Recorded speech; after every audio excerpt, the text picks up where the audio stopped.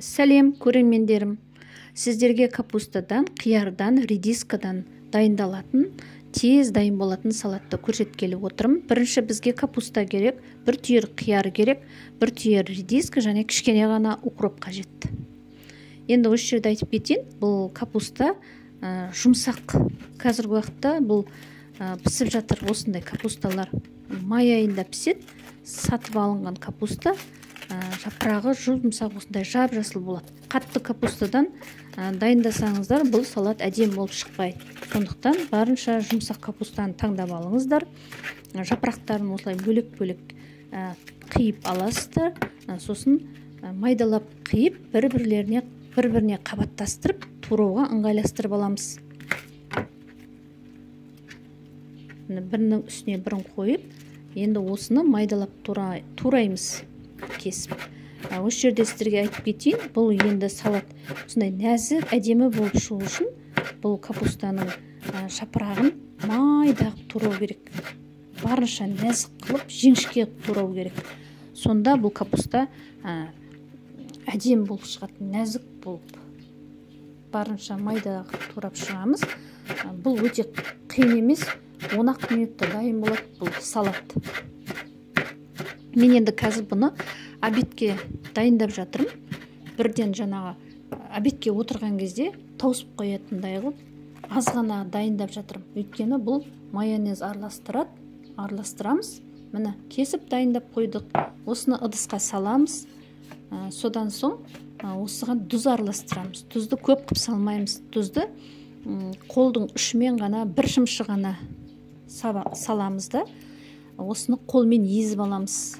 Қаттырақ езесіздер, капуста жұмсарады, сосын шамалы суы шығады. Сосын осындай кішкене терка керек. Қиярымызды өткізіп аламыз. Қиярымызды осы теркамен өткізсеңіздер, майда жіңішке болып өтеді. Сонда капустамен екеуі жақсы араласып, жаңағы не болып, нәзік болып шығады да, әдемі болып шығады. Содан соң редисканы теркадан өткізбейміз. Оны бірінші тазартып аламыз. Бұл енді дүкеннен сатып алған редиска. Барлық қара нелерін кесіп аламыз, сыртын тазалап. Сосын бұны дөңгелетіп, домалақ кесіп аласыздар. Содан соң бір-біріне қабаттастырып, ұзыншалап, шамалы жіңішкелеу қылып кесіп шығамыз. Бұл енді салатқа ондай көп уақыттың қажет жоқ. Бұл бір көп болса 10 минутта дайын болады, тез дайын болады. Өздеріңіз көрдіңіздер, бір түйір қияр, бір түйір редиска және кішкене ғана капустаның жапырағы. Және ағзаға өте пайдалы. Ертең еккен өзіміздің егіндеріміз бар ғой, қиярымыз, капустамыз, қызанақтарымыз дайын болғанша осы май айында, как раз жаңағы көктемде адамда витаминдер таусылып тұрады ғой, сол кезде осы салатты күнделікті түсте, кешке тағаммен бірге қосып дайындасаңыздар, ағзаларыңызға өте пайдалы. Және оңай, тез дайындалады. Міне кесіп болдық.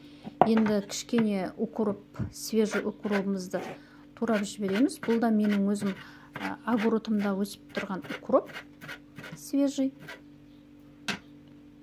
Бұл укропты қосқан кезде бұл салаттың дәмі шамалы ерекшелеу, әдемілеу болады.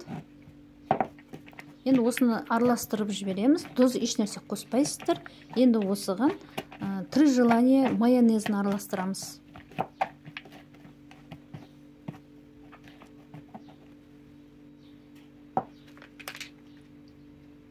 Міне, майонезімізді араластырдық. Қасықпен араластырсаңыздар да болады, қолмен араластырып жіберсеңіздер де болады. Құрметті көрермендерім, осы салатты дайындап көріңіздер. Сіздерге ұнап жатса, каналыма тіркеліп, шамалы каналымды қолдап, лайктарыңызды басып кетсеңіздер болады. Көріскенше сау болыңыздар.